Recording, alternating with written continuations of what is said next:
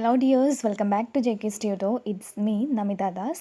Today we are going to discuss elements of writing. അപ്പോൾ മുന്നത്തെ വീഡിയോയിൽ നമ്മൾ elements of writingൻ്റെ ഫസ്റ്റ് പാർട്ട് ചെയ്തിരുന്നു. ഇനി അതിൻ്റെ കണ്ടിന്യൂവേഷൻ. അപ്പോൾ ഇന്ന് ചെയ്യാൻ പോകുന്ന ആദ്യത്തെ ടോപ്പിക്ക് ഇല്ലുസ്ട്രേഷൻ ആണ്. അപ്പോൾ നമുക്ക് ജസ്റ്റ് നോക്കാം. Illustration is a rhetorical mode aimed at explaining something with examples. Your general statements in an essay can be clarified if you use proper examples or illustration. Illustration is a rhetorical mode aimed at explaining something with examples എന്നാണ് പറഞ്ഞിട്ടുള്ളത്. അതായത് നമ്മളൊരു കാര്യം explain ചെയ്യുമ്പോൾ അതിൻ്റെ കൂടെ എക്സാമ്പിൾസും കൂടി add ചെയ്യാം. ഷുവറായിട്ട് നമുക്കൊരു കാര്യം വായിക്കുമ്പോൾ അതിനെക്കുറിച്ചൊരു പിക്ക് കൂടി ആഡ് ചെയ്യുകയാണെന്നുണ്ടെങ്കിൽ പ്രോപ്പറായിട്ട് അല്ലെങ്കിൽ ക്ലിയർ ആയിട്ട് നമുക്കൊരു ഐഡിയ കിട്ടാൻ ചാൻസ് ഉണ്ട്. ടെക്സ്റ്റിൽ തന്നെ ഒരു എക്സാമ്പിൾ കൊടുത്തിട്ടുണ്ട്. ഇപ്പോൾ വേസ്റ്റ് ഡംപ് ചെയ്യണ സിറ്റിയിൽ വേസ്റ്റ് ഡംപ് ചെയ്യണതിനെക്കുറിച്ചും അതുമായിട്ട് ബന്ധപ്പെട്ട് അത് മൂലം വരുന്ന ചില ഹസാർഡ്സിൻ്റെ കാര്യങ്ങളെക്കുറിച്ചും നമുക്ക് എക്സ്പ്ലെയിൻ ചെയ്യണമെങ്കിൽ അങ്ങനെ ഒരു ഫോട്ടോ അത് നമ്മൾ ഈ ഒരു റൈറ്റിങ്ങിൽ ആഡ് ചെയ്ത് കഴിഞ്ഞാൽ റീഡേഴ്സിന് കുറച്ചും കൂടി ക്ലിയർ ആയിട്ട് കാര്യങ്ങൾ ബോധ്യപ്പെടും. അതിനിപ്പോൾ ഏത് ടോപ്പിക്കാണെന്നുണ്ടെങ്കിലും നമുക്ക് ഒരു പിക്ക് ഒരു എക്സാമ്പിൾ പ്രൊവൈഡ് ചെയ്യാൻ പറ്റുന്നുണ്ടെങ്കിൽ അത് ഇല്ലുസ്ട്രേറ്റ് ചെയ്ത് ചെയ്യുകയാണെന്നുണ്ടെങ്കിൽ ഉറപ്പായിട്ടും നമ്മൾ കരുതുന്നതിനേക്കാൾ കൂടുതൽ നല്ല രീതിയിൽ നമുക്ക് ആ കാര്യം പ്രസൻറ്റ് ചെയ്യാൻ പറ്റും. അതാണ് ഇല്ലുസ്ട്രേഷനിലൂടെ ഉദ്ദേശിക്കുന്നത്.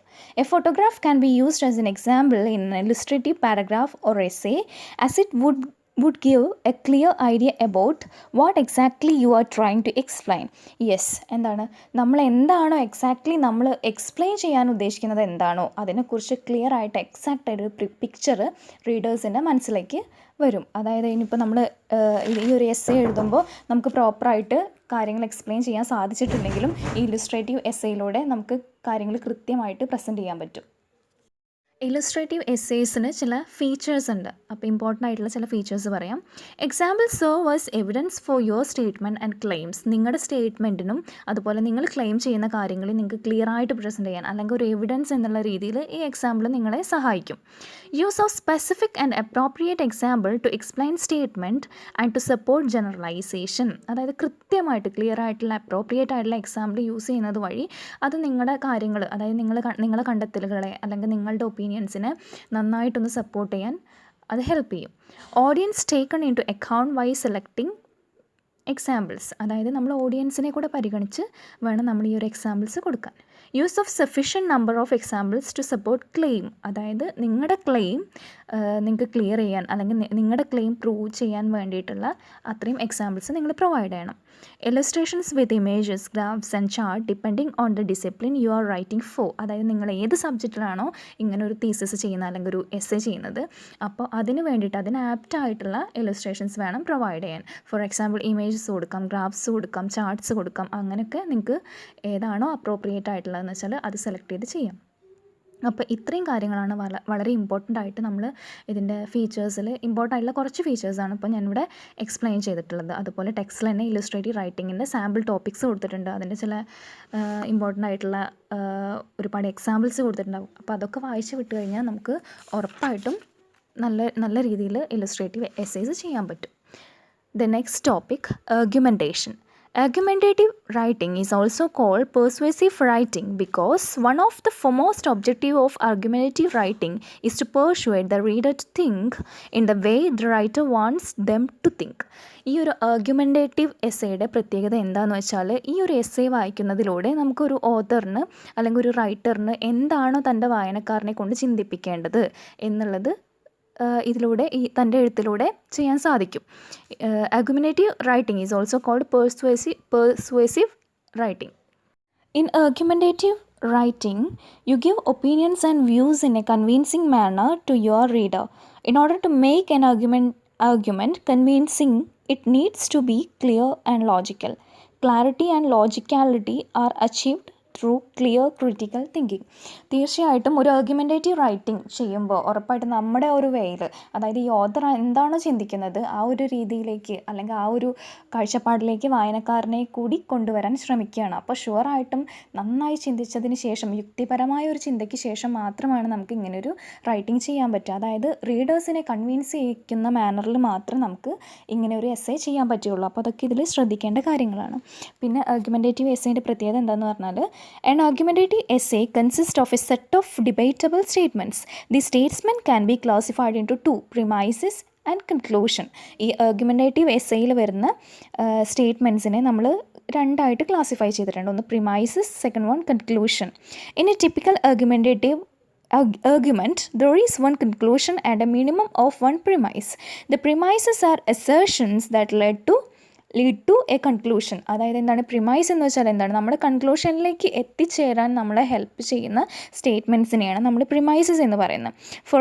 ഓക്കെ, ദെൻ കൺക്ലൂഷൻ എന്താണ്, നമ്മൾ ആ എസ്സേ കൊണ്ട് എന്താണോ ഉദ്ദേശിക്കുന്നത് അതിൻ്റെ അവസാനത്തിൽ നമ്മൾ ഒരു കൺക്ലൂഷനിൽ എത്തിച്ചേരാറുണ്ട്. അപ്പോൾ ഈ കൺക്ലൂഷനിലേക്ക് എത്താൻ നമ്മളെ ഹെൽപ്പ് ചെയ്യുന്ന ചില സ്റ്റേറ്റ്മെൻറ്റ്സിനെയാണ് നമ്മൾ ഇത്തരത്തിൽ പ്രിമൈസസ് എന്ന് പറയുന്നത്. Then features of argumentative writing.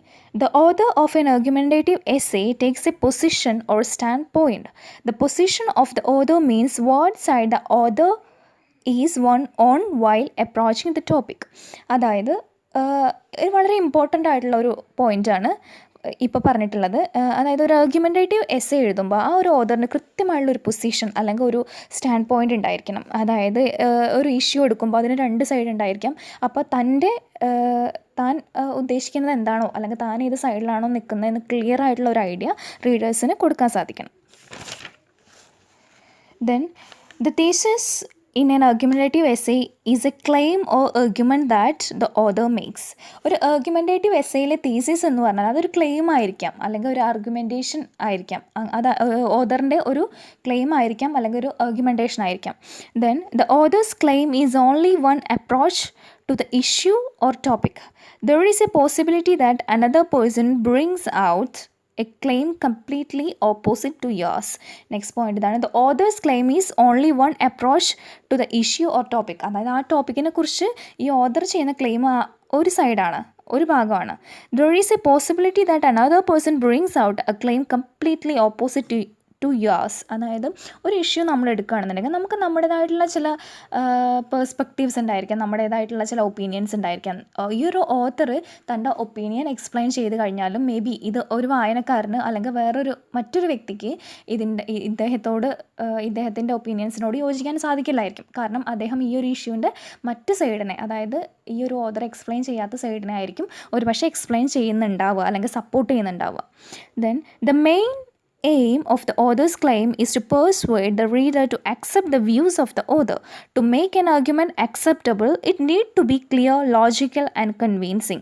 അതായത് the main aim of the author is to persuade the readers to accept the views of the author. അതായത് എന്താണ് ആർഗ്യുമെൻറ്റേറ്റീവ് എസ്സേ എഴുതുന്ന ഒരു ഓതറിൻ്റെ മെയിൻ എയിം എന്താണ്, തൻ്റെ ഒപ്പീനിയൻസിനെ വായനക്കാരിലേക്ക് എത്തിക്കുക അല്ലെങ്കിൽ തൻ്റെ ഒപ്പീനിയൻസ് ശരിയാണെന്ന് വായനക്കാരനെ കൊണ്ട് തോന്നിപ്പിക്കാം. അപ്പോൾ ഇതാണ് ഇതിൻ്റെ ഒരു മെയിൻ എയിമായിട്ട് പറയുന്നത്. Then the author has to clearly mention the reason for holding his claim or argument. തൻ്റെ ക്ലെയിം അല്ലെങ്കിൽ ആർഗ്യുമെൻറ്റ് ജസ്റ്റ് പ്രസൻറ്റ് ചെയ്താൽ പോരാ, അതിൻ്റെ പകരം എന്തുകൊണ്ട് ഞാനിത് ചെയ്യുന്നു അല്ലെങ്കിൽ ഞാൻ ഇങ്ങനെ ഒരു ഒപ്പീനിയൻ പറയാൻ കാരണം അല്ലെങ്കിൽ എൻ്റെ പേഴ്സ്പെക്റ്റീവ് ഇതാവാൻ കാരണമുള്ള റീസൺ കൃത്യമായിട്ട് ഈ ഒരു എസ്സേയിലൂടെ ഈ ഒരു ഓതർക്ക് കൺവേ ചെയ്യാൻ സാധിക്കണം. Reasons of the argument need to be supported with evidence. അതായത് റീസൺസ് മാത്രം പറഞ്ഞാൽ പോരാ, ആ റീസൺസ് എവിഡൻസിൻ്റെ സപ്പോർട്ടോടുകൂടി പ്രസൻറ്റ് ചെയ്യണം. The author takes into account the limitation of the claim and possible counter argument and the need to clarify or defend them. The author takes into account the limitation of the claim and possible counter arguments and need to clarify or defend them. എന്താണ് ഇപ്പോൾ ഈ ഓതറിൻ്റെ കേസിലാണെന്നുണ്ടെങ്കിലും ഇദ്ദേഹത്തിൻ്റെ ക്ലെയിമിന് ഒരുപാട് ലിമിറ്റേഷൻസും കാര്യങ്ങളും ഉണ്ടാവും. അതിൻ്റെ കൂടെ തന്നെ പോസിബിളായിട്ടുള്ള ചില കൗണ്ടർ ആർഗ്യുമെൻറ്റ്സ് ഉണ്ടാവും. അപ്പോൾ എല്ലാ കാര്യങ്ങളും ക്ലിയറായിട്ട് കൃത്യമായിട്ട് പ്രസൻറ്റ് ചെയ്യേണ്ടത് ഇദ്ദേഹത്തിൻ്റെ ഒരു റെസ്പോൺസിബിലിറ്റിയാണ്. A claim cannot be presented as a final word or truth on the topic, nor can the author employ categorical statements which disallow other claims on the topic.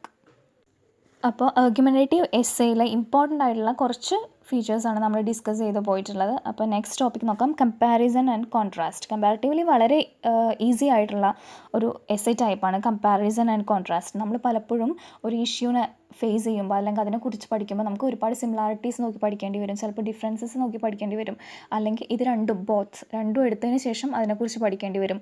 അപ്പോൾ കമ്പാരിസൺ എന്ന് വെച്ചാൽ എന്താണ്, കമ്പയർ ചെയ്ത് കാര്യങ്ങൾ പ്രസൻറ്റ് ചെയ്യാം. അപ്പോൾ ഇതിൽ it may not be completely wrong to say that it is human tendency to look for similarities and differences. Sometimes, while writing an academic paper, you may be required to find out similarities and differences between two subjects. The rhetorical mode that come to your rescue during such situation is compare and contrast. A compare and contrast essay may examine two subjects by either comparing them or contrasting them or both. രണ്ട് സബ്ജക്ട്സിനെ കുറിച്ച് എഴുതുമ്പോൾ അല്ലെങ്കിൽ രണ്ട് സബ്ജക്ട്സിനെ വെച്ച് നോക്കുമ്പം നമുക്കൊന്നുകിൽ compare ചെയ്ത് എഴുതാം, അല്ലെങ്കിൽ കോൺട്രാസ്റ്റ് നോക്കിയിട്ട് എഴുതാം, അല്ലെങ്കിൽ ഈ രണ്ട് രീതിയിലും എഴുതാം. നമ്മൾ ചിലപ്പോൾ സിമിലാരിറ്റീസിന് ഇമ്പോർട്ടൻസ് കൊടുത്തെഴുതും, ചിലപ്പോൾ ഡിഫറൻസിന് ഇമ്പോർട്ടൻസ് കൊടുത്തെഴുതും. രണ്ട് രീതിയിൽ നമുക്ക് ആ കാര്യത്തിനെ വ്യക്തമായിട്ട് അനലൈസ് ചെയ്ത് ഒരു കൺക്ലൂഷനിലേക്ക് എത്തണം. അതാണ് നമ്മുടെ ഒരു എയിം എന്ന് പറഞ്ഞാൽ. Then, depending on your assignment, you may either write a full-length compare and contrast essay or integrate compare and contrast essay, which follows another rhetorical mode predominantly. Comparative or contrastive analysis can be done two different ways. The first method is discussing the similarities in one part of the essay and move to the section on the contrasting points or differences. നമുക്ക് രണ്ട് രീതിയിൽ ഈ ഒരു essay present ചെയ്യാം. First one, നമുക്ക് വേണമെങ്കിൽ ആദ്യം similarities present ചെയ്തതിന് ശേഷം ഡിഫറൻസിലേക്ക് മൂവ് ചെയ്യാം. The second method is identify the points to be compared and contrasted and analyzing each points with references to the item compared. The first type consists of 4 sections. എന്താണെന്ന് വെച്ചാൽ നമുക്ക് first മെത്തേഡിനെ കുറിച്ച് പറയുകയാണെന്നുണ്ടെങ്കിൽ അതിന് ചില സെക്ഷൻസ് ഉണ്ട്. അതെന്താണെന്ന് നോക്കാം. First one introduction, second one comparison, third one contrast, then fourth one conclusion. നമ്മളൊരു നോർമൽ എസ്സേയിലെ പോലെ തന്നെ ഒരു ഇൻട്രൊഡക്ഷൻ ഉണ്ടായിരിക്കണം. ദെൻ നമുക്ക് കമ്പയർ ചെയ്തെഴുതാം, ദെൻ കോൺട്രാസ്റ്റ് ചെയ്തെഴുതാം, ദെൻ അതുവഴി അത് അനലൈസ് ചെയ്തതിന് ശേഷം നമുക്കൊരു കൺക്ലൂഷനിലേക്ക് എത്താം. The structure of the second type of compare and contrast essay is as follows. ഇതാണ് സെക്കൻഡ് ടൈപ്പ് എങ്ങനെയാണ് ചെയ്യേണ്ടതെന്ന് നോക്കാം. Introduction, then first body paragraph, then second body paragraph, then third body paragraph and then conclusion. ഇതിൽ first body paragraph discusses the first point with reference to both the items compared. Then the second body paragraphs discuss the second point with reference to both the items compared. Then the third body paragraph discusses the point with reference to both the items compared. The number of body paragraphs depend on the number of points to be compared and contrasted. അപ്പോൾ ഓരോ body പാരഗ്രാഫിൽ നമ്മൾ compare ചെയ്ത കാര്യങ്ങളൊക്കെ detailed ആയിട്ട് കൊടുത്തിരിക്കണം. Then അതിനെക്കുറിച്ച് കുറേ എക്സാമ്പിൾസും കാര്യങ്ങളൊക്കെ provide ചെയ്തിട്ടുണ്ട്. അപ്പോൾ ഇതെല്ലാം വായിച്ച് അതിനെക്കുറിച്ച് നല്ലൊരു ഐഡിയ കിട്ടും. നന്നായിട്ട് നമുക്ക് എക്സാം അറ്റൻഡ് ചെയ്യാനും സാധിക്കും. ദെൻ അതുകൂടാതെ അടുത്തൊരു ടോപ്പിക്കാണ് cause and effect. Cause and effect എന്ന് വെച്ചാൽ നമ്മൾ മുന്നേ ഡിസ്കസ് ചെയ്തിട്ടുണ്ട്. കാര്യകാരണ സഹിതം നമ്മളൊരു കാര്യത്തിന് എഴുതുക. Next topic definition. A definition is a way of explaining a word or phrase. The word to be defined may refer to an object, an idea, a concept, a type person, a place or a phenomenon. എന്താണ് definition എന്ന് പറഞ്ഞാൽ ഒരു കാര്യത്തെക്കുറിച്ച്, അതായത് ഒരു word അല്ലെങ്കിൽ ഒരു ഫ്രേസിനെ നമ്മൾ എക്സ്പ്ലെയിൻ ചെയ്യുന്ന ആ ഒരു രീതി, അതിനെയാണ് നമ്മൾ ഡെഫിനിഷൻ എന്ന് പറയുക. ഒരു കാര്യം ഡിഫൈൻ ചെയ്യുമ്പോൾ നമുക്ക് പലപ്പോഴും എക്സാംസിന് ചോദിക്കുന്ന ക്വസ്റ്റ്യനാണ്, അല്ലെങ്കിൽ നമുക്ക് അസൈൻമെൻറ്റ്സ് ഒക്കെ തരുമ്പോൾ നമുക്ക് ഡിഫൈൻ എന്ന് പറഞ്ഞ ഒരുപാട് ക്വസ്റ്റ്യൻസ് ചോദിക്കാം. അതിന് കുറച്ച് എക്സാമ്പിൾസ് ഇതിൽ കൊടുത്തിട്ടുണ്ട്. Define the term male gaze. Explain personification with examples. How would you define new media, etc. അപ്പോൾ ഒരു 4-5 ക്വസ്റ്റ്യൻസ് ടെക്സ്റ്റിൽ തന്നെ നിങ്ങൾക്ക് കാണാൻ പറ്റും. അപ്പോൾ അത് തന്നെ നമുക്ക് മനസ്സിലാക്കാം. ഡിഫൈൻ ചെയ്യാം. നമുക്ക് വളരെ ഫെമിലിയർ ആയിട്ടുള്ള ഒരു വേർഡാണ് ഡെഫിനിഷൻ അല്ലെങ്കിൽ ഡിഫൈൻ എന്നൊക്കെ പറഞ്ഞ ക്വസ്റ്റ്യൻസിൽ വരാൻ. അപ്പോൾ നമ്മളത് എന്താണോ ആ സംഗതി, ആ ഒരു വേർഡാണെങ്കിലും അല്ലെങ്കിൽ എന്തൊരു ഫിനോമിനൻ ആണെങ്കിലും നമ്മളത് എക്സ്പ്ലെയിൻ ചെയ്തെഴുതുന്ന ആ ഒരു വേക്കാണ് നമ്മൾ ഡെഫിനിഷൻ എന്ന് പറയുന്നത്. ഇപ്പോൾ define the term male gaze എന്ന് പറയുമ്പോൾ നമ്മൾ ആദ്യം എറ്റിമോളജിയും കാര്യങ്ങളൊക്കെ നോക്കുന്നത് ഇമ്പോർട്ടൻ്റ് ആയിട്ടുള്ളൊരു കാര്യമാണ്. ആ വേർഡ് എന്താണ്, അതിൻ്റെ മീനിങ് എന്താണ്, അതിനെക്കുറിച്ച് ഡീറ്റെയിൽഡ് ആയിട്ട് ചെക്ക് ചെയ്തതിന് ശേഷം മാത്രമേ, അല്ലെങ്കിൽ അത് അറിഞ്ഞുകൊണ്ട് മാത്രമേ നമുക്ക് ഒരു ഡെഫിനിഷൻ ചെയ്യാൻ പറ്റുള്ളൂ, അല്ലെങ്കിൽ ഒരു കാര്യത്തെ ഡിഫൈൻ ചെയ്യാൻ പറ്റുള്ളൂ. അപ്പോൾ അതാണ് ഇതിൽ ഇമ്പോർട്ടൻ്റ് ആയിട്ട് പറയുന്നത്. പിന്നെ അതിനൊരുപാട് എക്സാമ്പിൾസും കാര്യങ്ങളും കൊടുത്തിട്ടുണ്ട്, അതൊക്കെ ഒന്ന് വായിച്ചു വിടുക. നെക്സ്റ്റ് ടോപ്പിക്ക് നോക്കാം. Process analysis. You are familiar with the writing style followed in cookbooks, instruction manuals, self-help books, and user guides. All these work try to explain processes. Okay, ഇതിൽ ചില ബുക്സ് പറയുന്നുണ്ട്. Cook books, instruction manual, self help books and user guide. ഇതിൻ്റെയൊക്കെ ഒരു പ്രത്യേകത എന്താണ്? ഒരു work അതെങ്ങനെ ചെയ്യാം അല്ലെങ്കിൽ അതിനെക്കുറിച്ച് എക്സ്പ്ലെയിൻ ചെയ്യുന്ന കാര്യങ്ങളാണ്. ഒരു പ്രോസസ്സിനെ ഒരു പ്രോസസ്സ് എങ്ങനെ ചെയ്യാം അതിനെക്കുറിച്ച് എക്സ്പ്ലെയിൻ ചെയ്യുന്ന കാര്യത്തെയാണ് നമ്മൾ പ്രോസസ് അനാലിസിസ് എന്ന് പറയുന്നത്. A process analysis may for explaining how something happens or works. എങ്ങനെയാണ് ഒരു കാര്യം സംഭവിക്കുന്നത്, എങ്ങനെയാണ് ഒരു കാര്യം വർക്ക് ചെയ്യുന്നത് എന്നുള്ളതിനെക്കുറിച്ച് ഡീറ്റെയിൽഡ് ആയിട്ട് പറയുന്ന ആ ഒരു കാര്യത്തെയാണ് നമ്മൾ പ്രോസസ് അനാലിസിസ് എന്ന് പറയുന്നത്. The former is called informational process analysis and the latter directional process analysis. അപ്പോൾ രണ്ട് രീതിയിൽ ഇതിനെ പറയുന്നുണ്ട്. The main objective of a process analysis essay or paragraph is to explain the steps involved in doing something. ഒരു process analysis essay കൊണ്ട് ഉദ്ദേശിക്കുന്നത് എന്താണെന്ന് വെച്ചാൽ ഒരു കാര്യം ചെയ്യുമ്പോൾ അതിൽ ഇൻവോൾവ് ചെയ്യുന്ന സ്റ്റെപ്സ്, നമുക്ക് ആ ഒരു കാര്യം കംപ്ലീറ്റ് ചെയ്യാൻ വേണ്ടിയിട്ട് നമ്മൾ എന്തൊക്കെ കാര്യങ്ങൾ ചെയ്യുന്നോ അപ്പോൾ അതിനെ ആ ഒരു പ്രോസസ്സ് എങ്ങനെ കംപ്ലീറ്റ് ചെയ്യപ്പെടും, അപ്പോൾ ആ കാര്യങ്ങളെക്കുറിച്ച് കുറിച്ച് പറയുന്നതാണ് process analysis or the sequence in the functioning of something. An informational process analysis is usually written in an objective style using third person perspective. ഒരു ഇൻഫോർമേഷണൽ പ്രോസസ് അനാലിസിസിൻ്റെ പ്രത്യേകത എന്താണെന്ന് വെച്ചാൽ ഒരു ഒബ്ജക്റ്റീവ് സ്റ്റൈലിലായിരിക്കും എഴുതിയിരിക്കുക, അതുപോലെ തേർഡ് പേഴ്സൺ പെർസ്പെക്റ്റീവിലായിരിക്കും. ദെൻ ഡിറക്ഷണൽ പ്രോസസ് അനാലിസിസ് ആകുമ്പോൾ communicates directly to the reader in the second person. നമ്മൾ റീഡറോട് ഡയറക്ട്ലി കമ്മ്യൂണിക്കേറ്റ് ചെയ്യുന്ന രീതിയിലായിരിക്കും ഒരു സെക്കൻഡ് പേഴ്സൺ ആ ഒരു വ്യൂവിൽ ആ ഒരു രീതിയിലായിരിക്കും അത് പ്രസൻറ്റ് ചെയ്തിരിക്കുക. അപ്പോൾ ഇത്രയും കാര്യങ്ങളാണ് പ്രോസസ്സ് അനാലിസിസിൽ ഇമ്പോർട്ടൻ്റ് ആയിട്ട് പറയുന്നത്. അപ്പോൾ പ്രോസസ്സ് അനാലിസിസ് എന്താണ്, ഒരു പ്രോസസ്സിനെ അല്ലെങ്കിൽ ഒരു കാര്യം എങ്ങനെ വർക്ക് ചെയ്യുന്നു അല്ലെങ്കിൽ അതിൽ ഇൻവോൾവ് ചെയ്യുന്ന സ്റ്റെപ്സിനെ ആ ഒരു കാര്യങ്ങളെക്കുറിച്ച് ആ ഒരു പ്രോസസ്സ് കംപ്ലീറ്റ് ചെയ്യുന്നത് എങ്ങനെ അതിനെക്കുറിച്ചൊക്കെ പറയുന്ന ഒരു എസ്സേ ആണ് പ്രോസസ്സ് അനാലിസിസ്. അതിനെക്കുറിച്ച് ഒരുപാട് എക്സാമ്പിൾസും കാര്യങ്ങളും ഒക്കെ കൊടുത്തിട്ടുണ്ട്. അപ്പോൾ അതൊക്കെ ഇന്ന് വായിച്ച് വിടാം. The next topic classification and division. വളരെ സിമ്പിളായിട്ടുള്ളൊരു കാര്യമാണ്. ടെക്സ്റ്റിലായി തുടങ്ങുമ്പോൾ തന്നെ അതിന് എക്സാമ്പിൾസും അതിനൊരു ഫെമിലിയർ ആയിട്ടുള്ള എക്സാമ്പിൾ കൊടുത്തിട്ട് തുടങ്ങിയിരിക്കുന്നത്. നമുക്ക് നോക്കാം. ക്ലാസിഫൈ ചെയ്യുക എന്ന് പറഞ്ഞാൽ തന്നെ നമുക്കറിയാലോ. The UG courses offered by your college are classified as BA, BSc and BCom and each of these categories are divided based on the major subjects. നമ്മുടെ UG കോഴ്സസ് നമ്മുടെ കോളേജിലൊക്കെയുള്ള UG കോഴ്സസിനെ എങ്ങനെയാണ് ക്ലാസിഫൈ ചെയ്തിട്ടുള്ളത്? BA, BSc, BCom ആ രീതിയിലൊക്കെ classify ചെയ്ത് നമുക്ക് എല്ലാവർക്കും അറിയാം. അത് സബ്ജക്റ്റ് ബേസ്ഡ് ആണ്. For example, BA Sociology and History, BSc Chemistry and Physics and BCom General and Corporate Secretaryship. Okay. If you have several poems, essay, fictional works and plays to analyze a part of a course, how would you approach them? Would you study them randomly or by following any pattern? You are likely to list the works into categories based on the genre. നമുക്ക് ഒരുപാട് കാര്യങ്ങൾ mix ആയിട്ട് പഠിക്കാൻ തന്നിട്ടുണ്ട്. നമ്മൾ എന്ത് ചെയ്യും? അതുപോലെ പഠിക്കാതെ നമ്മൾ അതിൻ്റെ ജാനേഴ്സിൻ്റെ ബേസിൽ നമ്മളത് ചെയ്യുമോ? That is, you arrange all poems, novels and plays into separate groups before you start analyzing them. Sometimes you may further subdivide them using subgenres. For example, you may categorize the poems into lyrics, sonnets and elegies, or you can divide the fictional work into short stories, long stories, novellas and novels. There are other types of classifications as well, which would enable you to approach a subject into more satisfactory manner. You may categorize characters in a book based on their age, gender, educational qualification or any other criteria. Sometimes analyzing a subject is easier if you divide them into manageable small pots. Okay, അപ്പോൾ എന്താണ് നമുക്ക് വളരെ നമുക്ക് familiar ആയിട്ടുള്ള അല്ലെങ്കിൽ പെട്ടെന്ന് മനസ്സിലാക്കാൻ പറ്റുന്ന ഒരു എക്സാമ്പിളാണ് ടെക്സ്റ്റ് ബുക്കിൽ കൊടുത്തിരിക്കുന്നത്. നമുക്ക് ഒരുപാട് കാര്യങ്ങൾ ഇപ്പോൾ എക്സാമിന് വേണ്ടിയിട്ട് നമ്മളൊരു ലിറ്ററേച്ചറിൻ്റെ ഏതെങ്കിലും ഒരു സബ്ജക്റ്റ് ആവട്ടെ, ഒരു ഇംഗ്ലീഷ് ലിറ്ററേച്ചറിൻ്റെ ബുക്ക് എടുത്ത് പഠിക്കുകയെന്നുണ്ടെങ്കിൽ അതിലൊരുപാട് പോയംസ് ഉണ്ടായിരിക്കാം, എസ്സേസ് ഉണ്ടായിരിക്കാം, അതുപോലെ സ്റ്റോറീസും നോവൽസും പ്ലേസും എല്ലാം ഉണ്ടായിരിക്കാം. അപ്പോൾ നമ്മളതെങ്ങനെ മിക്സ് ചെയ്തിട്ട് പഠിക്കുകയാണോ ബെറ്റർ? അപ്പോൾ എക്സാമിന് നോട്ട്സ് പ്രിപ്പയർ ചെയ്യുമ്പോൾ കൂടെ ആണെങ്കിലും നമ്മൾ എന്ത് ചെയ്യും? ഏതായിരിക്കും ബെറ്റർ? ഏതായിരിക്കും? ഇപ്പോൾ പൊതുവേ കാണുന്ന ഒരു രീതി അല്ലെങ്കിൽ ഞാൻ ഫോളോ ചെയ്യുന്ന ഒരു രീതി എന്ന് പറഞ്ഞാൽ പോയംസ് സെലക്ട് ചെയ്തതിന് ശേഷം അതിൻ്റെ ഓത്തർ, അതുപോലെ അതിൻ്റെ എന്താ പറയുക, അതിൻ്റെ കണ്ടൻറ്റ്, തീം, അങ്ങനത്തെ പല കാര്യങ്ങളും, റൈമിങ് സ്കീം, അതുപോലെ ഇമ്പോർട്ടൻ്റ് ആയിട്ടുള്ള വേർഡ്സ്, അങ്ങനത്തെ ഓത്തറെ കുറിച്ച് അങ്ങനെ ഒരുപാട് ഡീറ്റെയിൽസ് നമുക്ക് എഴുതി പോയാൽ എന്താണ് നമുക്ക് പഠിക്കാൻ ഈസി ആയിരിക്കും. അപ്പോൾ ഒരു പോയം പിന്നെ ഒരു പ്ലേ അല്ലെങ്കിൽ ഒരു സ്റ്റോറി അങ്ങനെയല്ല, നമുക്ക് ആ ഒരു പോയത്തിനെയാണെങ്കിൽ കൂടി നമുക്ക് പിന്നെ സബ് ഡിവൈഡ് ചെയ്യാം. നമുക്കറിയാലോ പോയം ഡിവൈഡ് ചെയ്ത് കഴിഞ്ഞാൽ എങ്ങനെ ഡിവൈഡ് ചെയ്യാൻ പറ്റും? സോണറ്റ്, ലിറിക്സ്, അങ്ങനെ ഒരുപാട് ക്ലാസിഫിക്കേഷൻ പിന്നെ വരുന്നുണ്ടല്ലോ.